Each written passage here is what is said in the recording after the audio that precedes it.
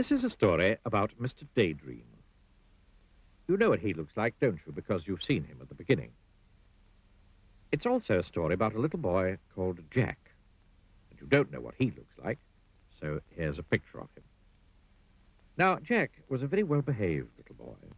He always ate up his lunch. He always went to bed when he was told.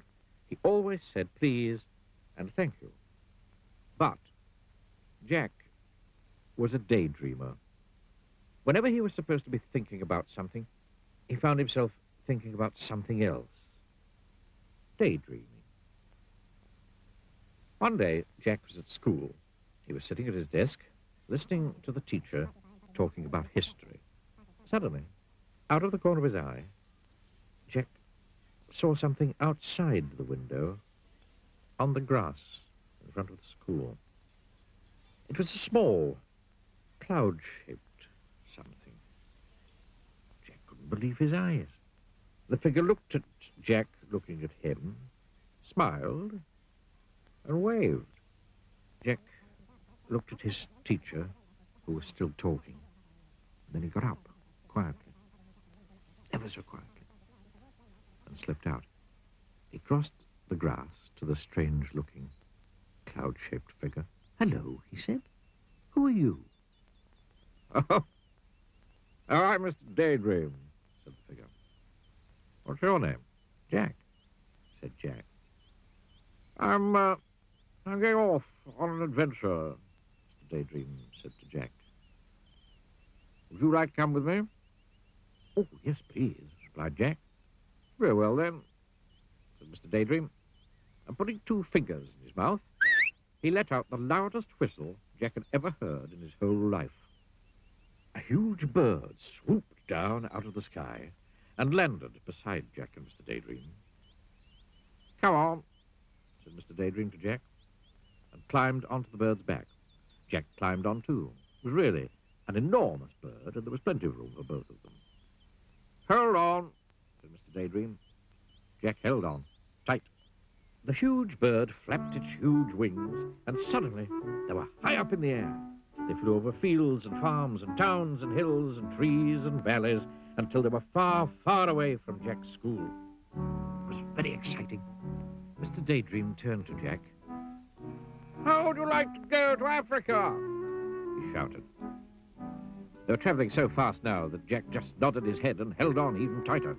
And suddenly, it seemed in no time at all, there below them was Africa. The bird landed in a jungle clearing. Jack and Mr. Day Dream climbed off the bird's back. It was very hot. "Come on," said Mr. Day Dream to Jack. "Let's go and explore." So off they set, pushing their way through the jungle.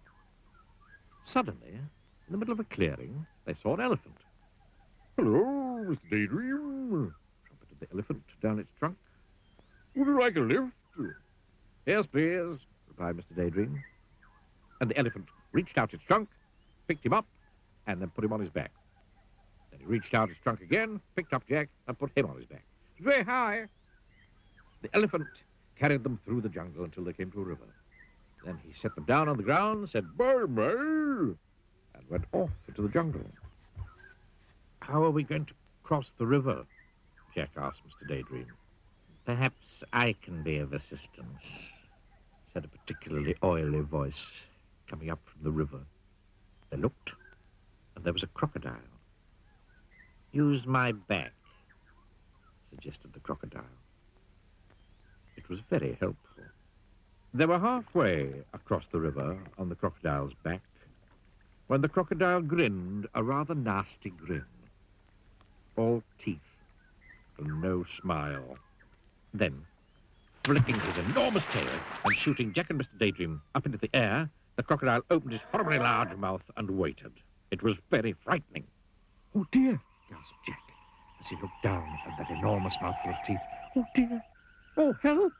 Mr. Day Dream, upside down beside him, put two fingers in his mouth and let out that very large whistle of his. Suddenly, just as the crocodile's mouth was about to go snap, the big bird swooped down out of the sky. Mr. Day Dream and Jack landed right on the bird's back. "Phew," said Jack.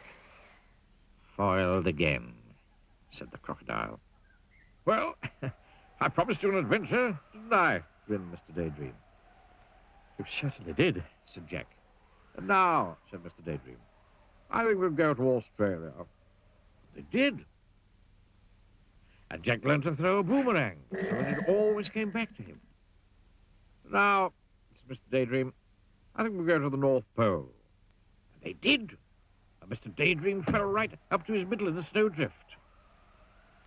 And now, said Mr. Day Dream, I think we'll go to the Wild West. And they did. And Mr. Day Dream found a huge 10-gallon cowboy hat. The trouble was, when he put it on, he couldn't see out. Jack! He called from underneath the hat. Jack! Jack! Suddenly, Jack realized that it wasn't Mr. Day Dream saying his name. It was his teacher. And Jack wasn't in the Wild West. He was sitting at his school desk. Jack, said the teacher again, you've been daydreaming. It was true. He had. Or had he?